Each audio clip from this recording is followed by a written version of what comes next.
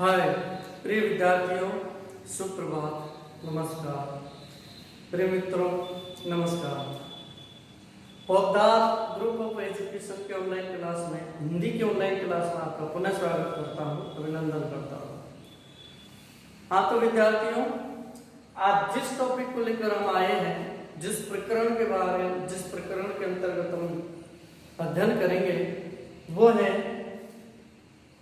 BA द्वितीय वर्ष के सिलेबस में हिंदी साहित्य विद्यार्थियों के लिए नाटक का उद्भव एवं विकास।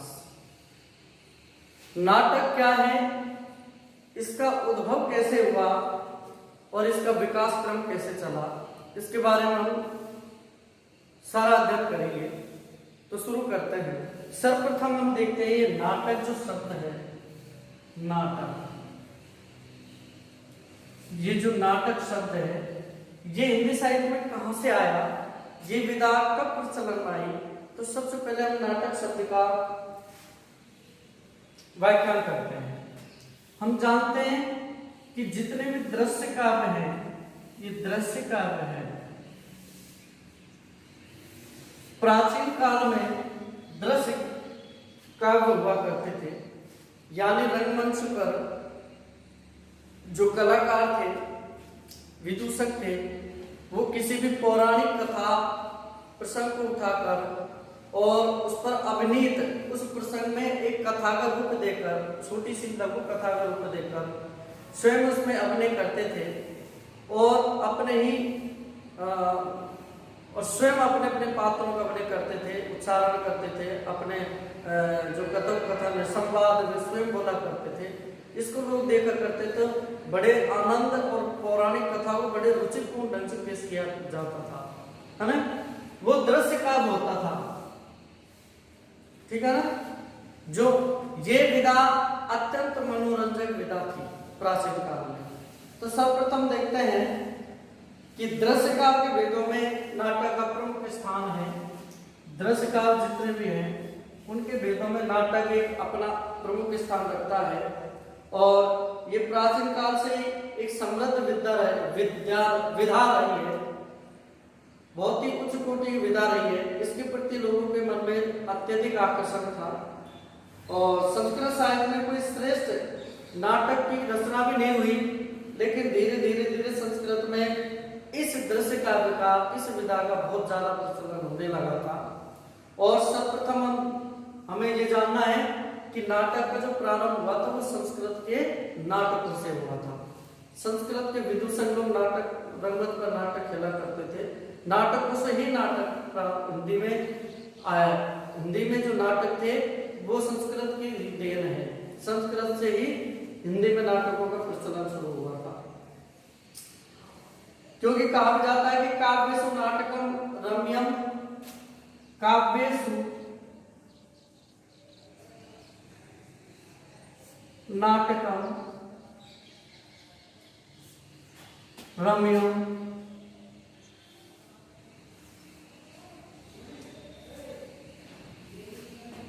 काव्येषु नाटकम रम्यम।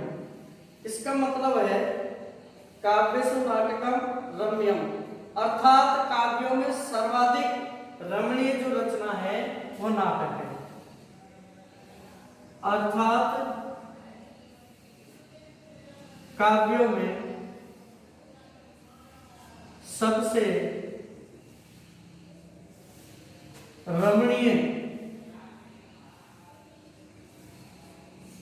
है वो है नाटक। नाटक जो विधा है वो सबसे ज्यादा रमणीय है, क्योंकि ज्यादा आकर्षक और मनोरंजनात्मक है, ठीक है ना। अब देखिए आगे क्या कहा है। महाकवि कालिदास ने संस्कृत में अभिज्ञान शाकुंतलम की रचना की थी। अभिज्ञान शाकुंतलम महाकवि कालिदास ने। तो अभिज्ञान शाकुंतलम को उस समय की सर्वश्रेष्ठ रचना कहा जाता, संस्कृत की सर्वश्रेष्ठ रचना के रूप में उनको माना जाता है, ठीक है ना। अब नाटक शब्द की उत्पत्ति कैसे हुई। नाटक को, यानी नाटक जो है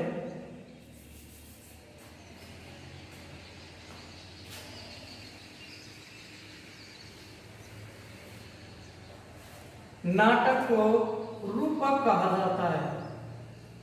रूपक ये संस्कृत में कहा जाता है। नाटक को संस्कृत में क्या कहा जाता है? रूपक। अंग्रेजी में ड्रामा कहा जाता है। ड्रामा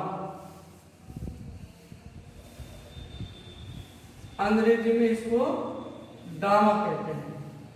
समझे ना? नाटक को क्या कहा जाता है? रूपक। और अंग्रेजी में इसको ड्रामा कहा जाता है।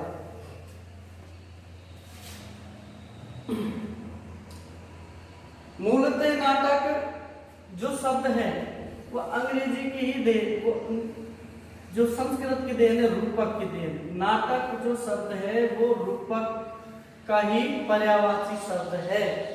यानी संस्कृत में पहले नाटक को रूपक कहा जाता, लेकिन कालांतर में भरत मुनि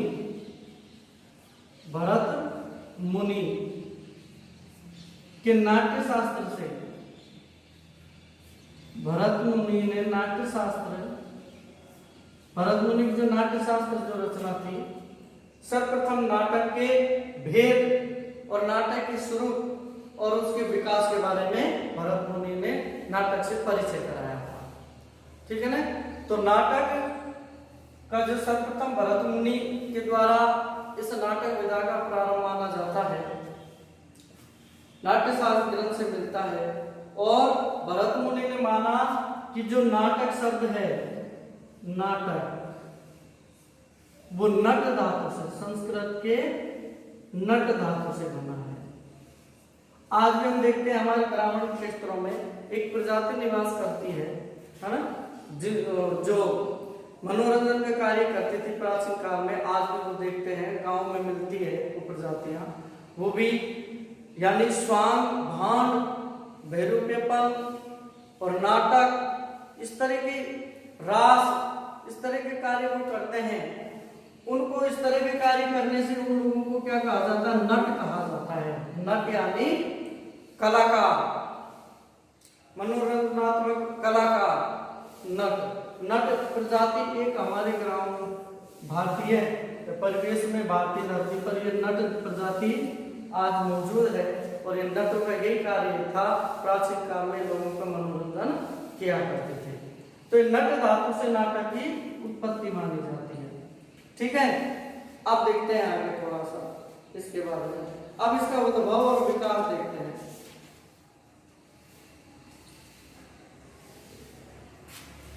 नाटक का उद्भव और विकास कैसे हुआ?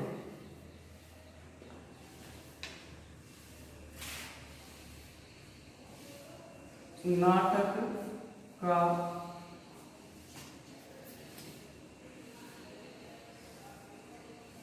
उद्भव और विकास, इस पर हमें चर्चा करनी है। यह हमारा मूल रूप से प्रकरण है, बिंदु है, नाटक का उद्भव और विकास। अब हिंदी साहित्य के क्षेत्र में अगर हम देखें, हिंदी में नाटक का उद्भव और विकास देखें तो सर्वप्रथम ये मानते हैं कि वर्तमान काल में हिंदी नाटक पूर्ण विकसित विधा है। ये पूर्ण विकसित, आज अगर वर्तमान काल में नाटक बारे में देखते हैं तो पूर्ण विकसित विधा है। पूर्ण विकसित विधा नाटक एक पूर्ण विकसित विधा है जो कालांतर में हिंदी से चली आई और वर्तमान आधुनिक काल में ये पूर्ण एक बहुत ही मनोरंजनात्मक और प्रमुख विधा के रूप में उभर कर सामने आई है। हिंदी नाटकों की पृष्ठभूमि में संस्कृत नाटक और लोक नाटक आते हैं, है ना? ठीक है। संस्कृत में भाष्य एवं कालिदास से पहले के नाटक को आज उपलब्ध नहीं है। भाष्य एवं कालिदास के समय से संस्कृत में अविच्छिन्न रूप से नाटक लिखे गए बहुत ज्यादा। हिंदी साहित्य के आरंभिक नाटककारों को संस्कृत साहित्य से प्रेरणा मिली।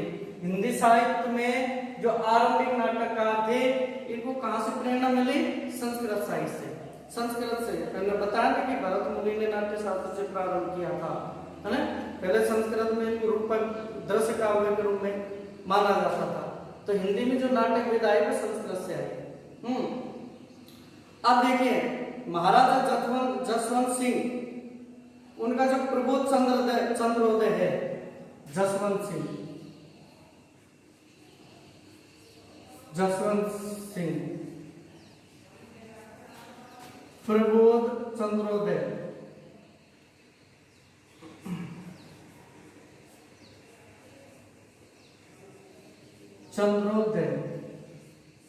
सर्वप्रथम महाराजा जसवंत सिंह ने प्रबोध चंद्रोदय नामक नाटक का अनुवाद किया। संस्कृत के प्रबोध चंद्रोदय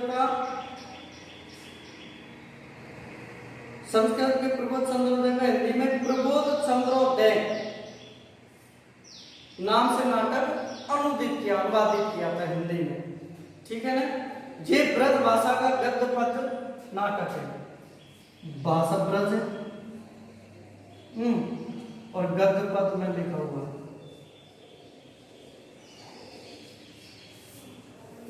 प्रबोध चंद्रोदय जसवंत सिंह के द्वारा लिखा हुआ संस्कृत से हिंदी में रूपांतरित नाटक है, जो ब्रज भाषा में लिखा गया है। ये गद्य पद शैली में लिखा गया है सर्वप्रथम, ऐसा माना जाता है।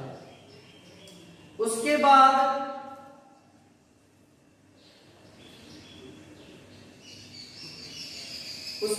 कुछ हिंदी नाटकों ने बहुत कुछ लिया। बांग्ला में कीर्तिल्य कहते हैं नाटक को। अवधि पूर्वी हिंदी खड़ी बोली में रास कहते हैं। नौटंकी, स्वांग, भांड राजस्थान में रास कहा जाता है। झूमर, ढोला, मारो गुजराती में गवई, तमिल में भगवत मेल आदि ये जन नाटक माने जाते हैं। और हिंदी के नाटकों को उद्भव और विकास में इनका बड़ा ही ज्यादा प्रभाव रहा है। ठीक है। अब एक एक बिंदु को हम लेकर पढ़ेंगे, एक एक काल को पढ़ेंगे जब हमारा ये नाटक उद्भव और विकास समझ में आएगा। जैसे मान लो पूर्व भारतेंदु युग,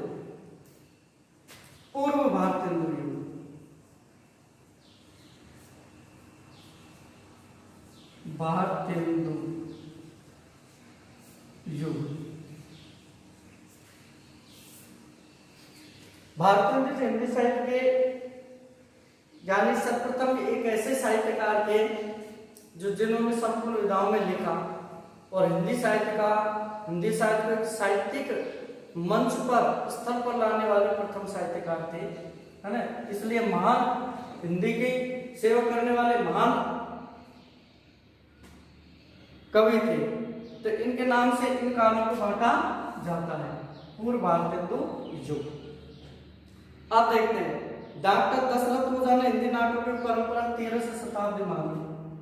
डॉक्टर दशरथ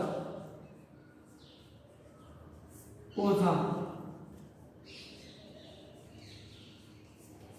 हिंदी नाटकों की जो प्रारंभ है वो 13वीं शताब्दी मानी। 13वीं शताब्दी से हिंदी नाटक का ये साहित्य मानते हैं। इसके बाद देखते हैं भारतेंदु हरिश्चंद्र से पहले रामायण, महानाटक, हनुमान नाटक, देव माया प्रपंच, चंडी चरित्र, सुदामन चरित्र आदि प्रकार के नाटक चला करते थे। उनसे पहले, है ना, उनसे पहले ये आदि प्रकार के नाटक चला करते थे। डॉक्टर दशरथ ओझा 13वीं शताब्दी नाटक का प्रारंभ 13वीं शताब्दी मानते हैं। उससे पहले रामायण के रूप में रामायण को मंचों पर खेला जाता था। हनुमान नाटक को, है ना, हनुमान नाटक को, देव माया प्रपंच ये विभिन्न नाटकों के ही रूप थे। भारतेंदु युग से पहले इनको नाटक के रूप में ही मंचों पर खेला जाता था, लोगों को बताया जाता था। ठीक है। उसके बाद क्या हुआ कि भारतेंदु हरिश्चंद्र से पहले का जो सर्वप्रथम मौलिक नाटक अगर माना जाता है वो आनंद रघुनंदन है। ये बात ध्यान रखनी है ना। मौलिक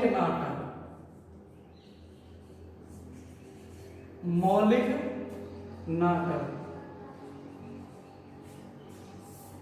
मौलिक जो नाटक है सर्वप्रथम हिंदी का मौलिक नाटक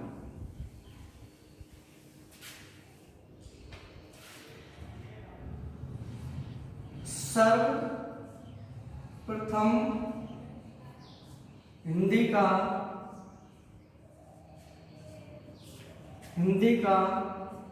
मौलिक नाटक सर्वप्रथम हिंदी का मौलिक नाटक कौन सा है ना? सर्वप्रथम हिंदी का मौलिक नाटक विश्वनाथ का लिखा आनंद रघुनंदन। आनंद रघुनंदन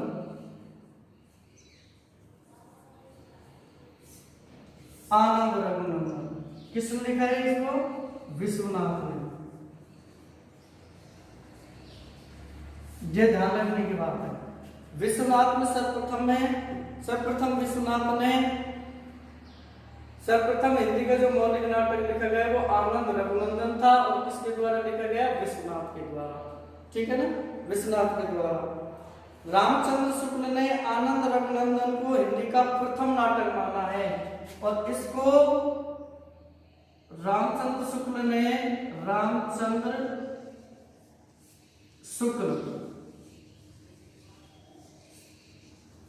ने हिंदी का प्रथम नाटक माना।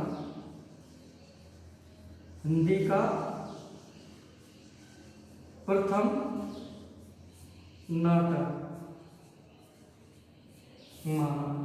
रामचंद्र शुक्ल ने आनंद रघुनंदन को विश्वनाथ के द्वारा जो लिखा गया इसको हिंदी का प्रथम नाटक माना गया। ठीक है ना? उसके बाद कवि गणेश ने प्रद्युम्न विजय नाटक लिखा। ये काव्य के रूप में लिखा। कृष्ण चरित्रोपाख्यान ये खड़ी बोली का सबसे पुराना नाटक माना जाता है। उसके बाद तो इस प्रकार को भारतीय युग में अगर हम देखते हैं तो विभिन्न नाटककार हुए, कई नाटककार हुए जिन्होंने नाटक जैसी विधा को प्रारंभिक शुरुआत दी, है ना? प्रारंभिक शुरुआत दी। अब देखते हैं कि भारतीय युग में क्या था, नाटक का जो विकास होता है वो भारतीय युग में कैसा था, ये हम देखते हैं। नाटक का जो विकास है वो भारतीय युग में कैसा था। भारतीय युग,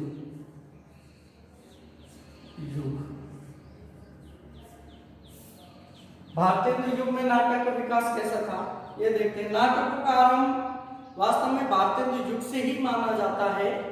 अगर मूल रूप से नाटकों का विकास माना जाए वो भारतीय युग से ही माना जाता है, क्योंकि भारतीय तो बहुमुखी प्रतिभा के धनी थे। उन्होंने अन्य विधाओं में अपनी कलम चलाई। जैसे उन्होंने सत्य हरिश्चंद्र, अंधेर नगरी, विशस्य विष्णुसुदम, चंद्रावली, दुर्लभ बंधु, नील देवी जैसे बहुत अच्छे नाटक लिखे। वैदिक इंसान, भवती, भारत दुर्दशा आदि करीब 20 नाटकों की रचना की थी। किसने? भारतीय ने 20 नाटकों की रचना की थी, जिन नाटकों के आधार पर भारतीय युग को वास्तविक युग माना जाता है, नाटक का यानी सबसे अच्छा युग माना जाता है। और भारतीय जो विरासत में 5 नाटक शैलियां मिली थी। रासलीला की, रामलीला की, यात्रा नाटक, स्वांग और आनंद रघुनंदन नाटक की। भारतीय का उदय प्राचीन और नवीन संधि वेला में हुआ। उन्होंने दोनों का समन्वय कर दिया। उनके नाटकों में समाज का चित्रण मिलता है। तो यानी सत्य हरिश्चंद्र अगर देखें कौन कौन से नाटक लिखे? सत्य हरिश्चंद्र, अंधेर नगरी,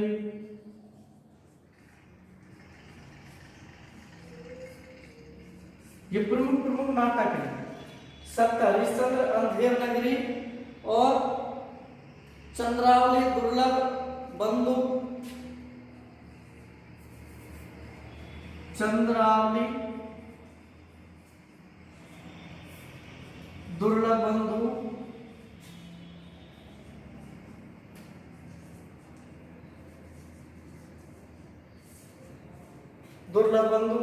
आदि जो नाटक थे उन्होंने लिखे, है ना? और ये नाटक आगे जाकर हिंदी साहित्य में मील के पत्थर साबित हुए। ये नाटक आज भी वर्तमान युग में भी यानी हिंदी साहित्य के लिए बहुत बड़े वरदान हैं, है ना। इन नाटकों की रचना भारतेंद्र युग ने की। तो कहने का मतलब है अगर नाटकों का जो आरंभ था वो भारतेंद्र युग से ही मूल रूप से माना जाता है। भारतेंदु के समकालीन कुछ और नाटककार भी हुए हैं। वो कौन कौन से नाटककार हुए हैं उनके बारे में हम देखते हैं। कुछ नाटककार हुए हैं, एक देवकी नंदन बलदेव, जैसे देवकी नंदन खत्री, है ना, बलदेव, ये वो नाटककार है जो भारतेंदु युग में भारतेंदु के समकालीन थे, है ना। हाँ, ज्वाला प्रसाद मिश्र, अंबिकादास व्यास, ज्वाला प्रसाद, अंबिकादास,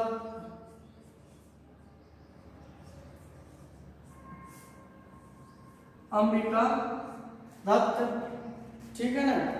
इसी प्रकार श्रीनिवास दास, बद्री नारायण, प्रेमधन, जिनको प्रेमधन के नाम से जाना जाता है, और श्रीनिवास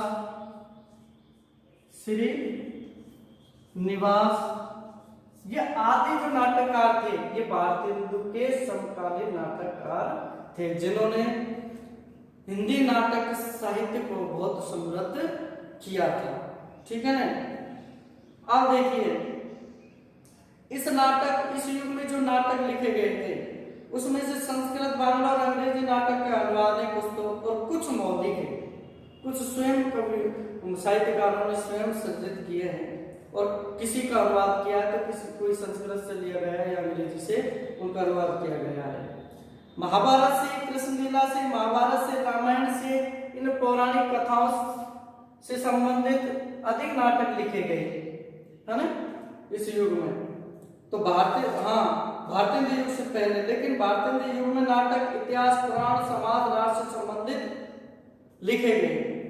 इस दृष्टिकोण से ये नाटक हास्य, करुणा, वीर और श्रृंगार आदि से भी संबंधित रहे हैं, ठीक है ना। तो ये नाटकों के प्रकार विकास होता चला गया। अब देखते हैं द्विवेदी युग। द्विवेदी युग में क्या है, नाटक की क्या विधा है।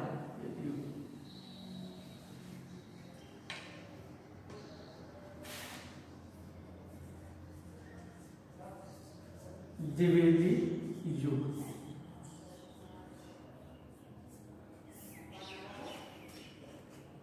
द्विवेदी युग जब नाम पड़ा है वो महावीर प्रसाद द्विवेदी के नाम पर पड़ा है, क्योंकि महावीर प्रसाद द्विवेदी हिंदी साहित्य के ऐसे मूर्धन विद्वान थे जिन्होंने साहित्य को, कवियों को एक तरह का ट्यूशन पढ़ाकर, कवियों के शिक्षक थे, यानी जितनी विविधाएं थी वो उनमें संशोधित करते थे, उनको शुद्ध करके और उनको हिदायत देते और उनको छपवाते थे, ठीक है ना।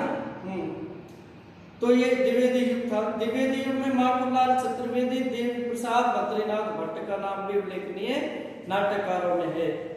अनुदित नाटक तैयार करने वालों में सीताराम बीए, गोपाल कृष्ण वर्मा, रूपनारायण पांडे का नाम भी लिया जा सकता है। तो द्विवेदी युग में नाटक की रचना की जो परंपरा है वो कम पड़ गई थी, मंद पड़ गई थी, लेकिन इस युग में विशेष ध्यान भाषा और साहित्य सुधार में चला गया, इसलिए नाटकों पर कम ध्यान दिया गया। अब देखिए प्रसाद युग। प्रसाद युग ये जो युग है ये नाटक का प्रमुख युग है। प्रसाद युग, प्रसाद युग का मतलब है जयशंकर प्रसाद। जयशंकर प्रसाद एक मूर्धन्य और नाटकों के सर्वश्रेष्ठ नाटककार थे, है ना। हाँ, सज्जन उनका प्रथम नाटक है और अग्निमित्र उनका पूर्ण नाटक है। जो सज्जन है ये प्रथम नाटक है प्रसाद जी का, और अग्निमित्र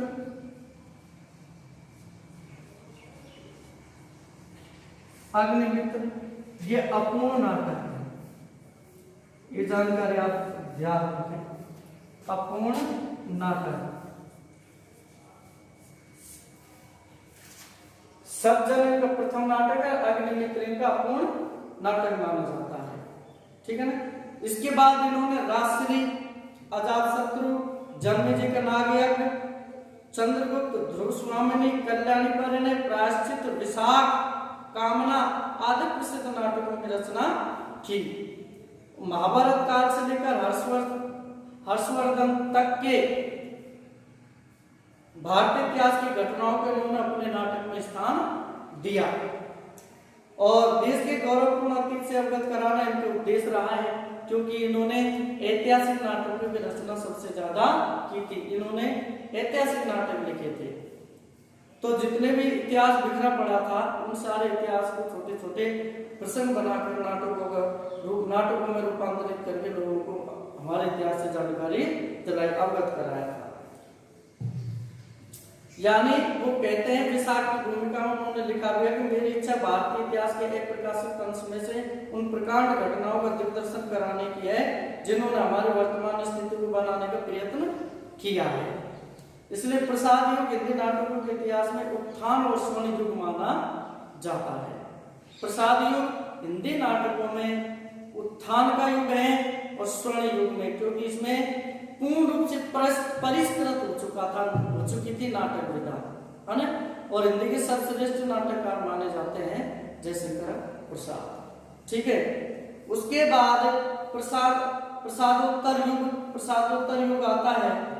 इसमें प्रसाद के बाद कुछ नाटककार हुए, जैसे लक्ष्मी नारायण मिश्र हुए हैं।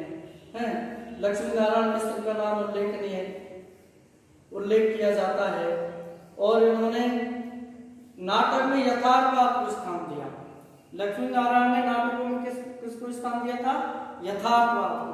जीवन की जो वास्तविक परिस्थिति है इनको स्पर्श करते उन्होंने नाटक लिखे। इस युग में कुछ और भी नाटककार हुए हैं। जगन्नाथ प्रसाद, मिलिंद, गोविंद वल्लभ पंत, वृंदावन लाल वर्मा, सेठ गोविंद दास, उदयशंकर भट्ट, हरिकृष्ण प्रेमी, उपेंद्रनाथ अस्त इस युग के महान नाटककार हुए हैं, जिन्होंने अपने नाटकों में राजनीतिक, सामाजिक और राष्ट्रीय भावना पर बल देते हुए नाटकों में विषय रखे और देश को, लोगों को जागृत किया, चिंतनशील बनाया, है ना। प्रेमचंद जी ने भी कुछ 4 नाटक लिखे थे, है ना। उन्होंने नाटकों में थोड़ी कलम चलाई, लेकिन उनके नाटक के अंदर प्रसंगित जितनी कहानी है ना।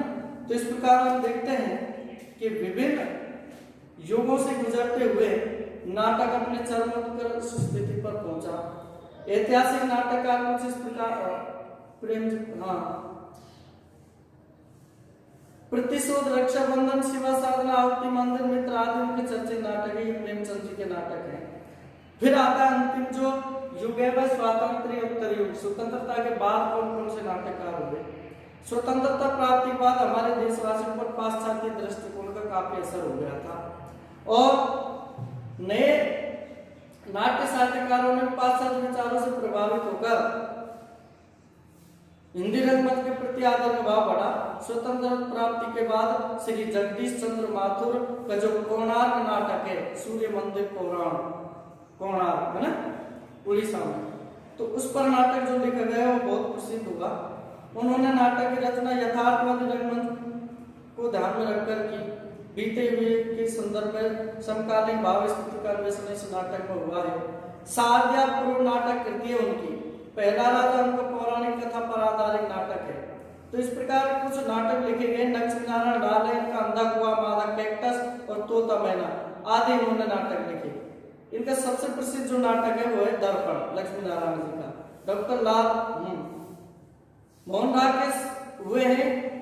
मोहन राकेश की जो नाटक है आषाढ़ का एक दिन, इस पर उन्हें संगीत नाटक अकादमी को पुरस्कार भी मिल चुका है। उनका लहरों का राजहंस नाटक भी बड़ा अच्छा है। तो निष्कर्ष रूप से कहा जा सकता है कि हिंदी में सामाजिक, पौराणिक एवं ऐतिहासिक आदि कथानकों से संबंधित बहुत से नाटक लिखे गए। रंगमंच की दृष्टि से सभी नाटक सफल नहीं रहे। जैसे उदाहरण के लिए देखें, जैसे कि प्रसाद ऐतिहासिक रूप से उनके नाटक श्रेष्ठ है, लेखन रूप में देखा जाए तो ऐतिहासिक रूप से, है ना, लेकिन रंगमंच के हिसाब से उनके नाटकों वो रंगमंचीय नाटक नहीं है ना, हाँ ऐसा माना जाता है। तो नाटक विकास की ओर अग्रसर होता चला गया। तो ये हमारा छोटा सा संक्षिप्त जानकारी नाटक उद्भव और विकास, इसके बारे में हमने आज रखी। ठीक है, फिर अगला वीडियो हम कर लेते हैं। नमस्कार।